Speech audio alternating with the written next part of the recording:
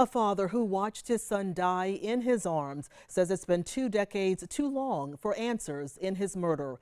Blair Sable shares his frustration about how the case has gone cold. We do want to warn viewers, you may find some of the photos we're about to show you graphic and disturbing. It's every parent's worst nightmare. Next thing I know, my son fall on the side of the house. I get up, come to the front door. Hey, what you doing out there? Daddy shot me. He died right in my arm. This was the scene of the Westchester neighborhood on James Island in 2003, just 2 days before Christmas. The lights covered in blood, a reminder of the joy that should have been instead of the pain that Bernard Hamilton was left with for the next 20 years. They think it's dead because he died. I'm not gonna give up this case. He has spent the last 2 decades wondering who killed his eldest son, Tracy Bernard Hamilton, and has continued to push for answers even when police have come up empty-handed.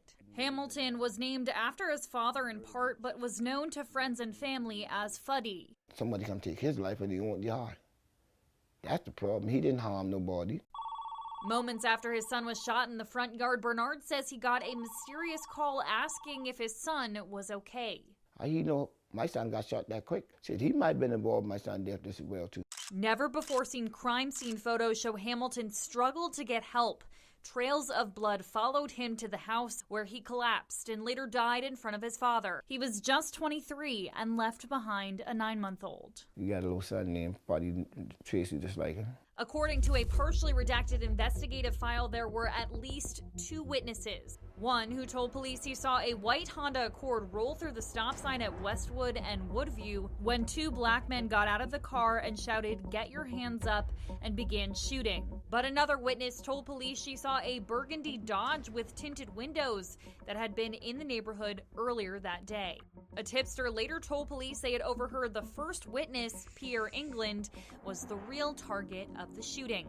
2 weeks later, police charged him with Fuddy's murder and accused him of lying to investigators. But there are no other records of this arrest or charges, and it's unclear why. I know but more than one person been involved. England had been at a gathering with Fuddy and several others that day, and Bernard says he heard his son had been at a card game but doesn't remember him to be a gambler. He also says his phone and passport were missing after the shooting. But I guess he must have won the money from the guys, and they got mad and come back and try to get their money back.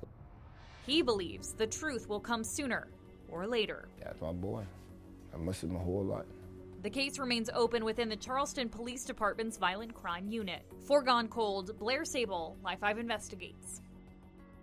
Now, if you have any leads or information on this case, you can call the Charleston County Consolidated Dispatch Center at 843-743-7200. That number right there on your screen. You'll need to speak to a detective in the Charleston Police Department Violent Crimes Unit or complete a CPD cold case tip